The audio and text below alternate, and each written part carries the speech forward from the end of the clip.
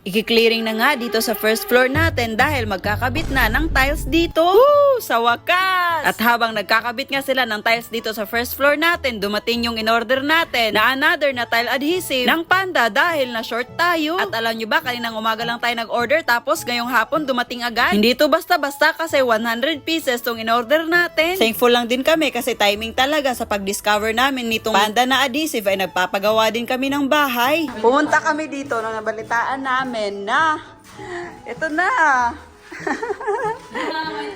May tiles na pala talaga dito sa baba, oh. Hala. Ay! Excited na. At alam nyo ba guys, sobrang ganda ng gamit namin na tile adhesive na Panda. Oo. Alam nyo, sa sobrang ganda ng Panda nga, ay nagpa-deliver kami ulit dahil nakulang tayo. Tara, tignan natin.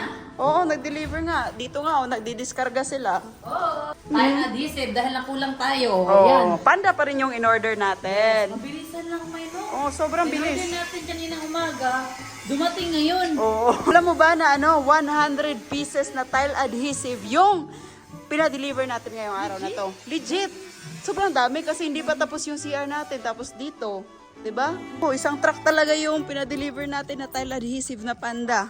So maglalagay din kasi tayo ng mga tiles dito sa sa gate natin, Yes. yan sa labas ng bahay natin. At least hindi na tayo mahirapan at hindi na tayo pabalik-balik sa pag-order. Yes. Pero kahit naman pabalik-balik din, May, agad-agad naman pala talaga deliver nila, May. Mabilisan, May. Grabe. Mabilisan. Swak lang yung price niya, May, pero yung quality niya okay na okay. May nakapagsabi nga na mabilis lang siguro tong matapos dito sa first floor dahil ang napili natin na tiles ay 60 by 120. So sobrang laki talaga niya. Kung i-compare mo sa 60 by 60 na tiles, pag dalawang kabit mo ng 60 by 60, parang isang kabit lang ng 60 by 120. Pero yun yung iniisip ng iba, madali lang daw. Pero alam nyo ba na mas nahihirapan sila dahil sobrang bigat ng tiles na to. Sobrang laki ng tiles natin. Tignan nyo naman, oh.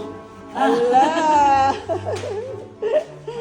Parang nagiging worth it na ngayon yung buong araw tayo doon sa bilihan dahil sa pagpili ng design na tiles na ikakabit dito. Sa mga panahon na to, parang hindi na mawawala sa mga mukha ni Norme yung ngiti. Dahil nga, unti-unti na natatapos tong bahay natin. At ngayon nga, ay parang mas naintindihan ko kung bakit hindi to nangyari noon. Siguro nga dahil hindi pa kami prepared emotionally at lalong-lalo na financially. Kasi sa totoo lang, sa ina-expect natin na amount ay nag-exceed na talaga tayo. Dahil nga sa mga ibang upgrade natin. At saka sobrang daming semento yung nagamit natin para sa pag-finishing dito sa bahay. Last time, akala talaga namin 3 months lang tapos na tong bahay. Kaso magsi 6 months na, hindi pa rin. Huy! Sana nga ay makaraos din kami hanggang matapos tong pinapagawa nating bahay. Na baka next month makapanawag na tanig mama.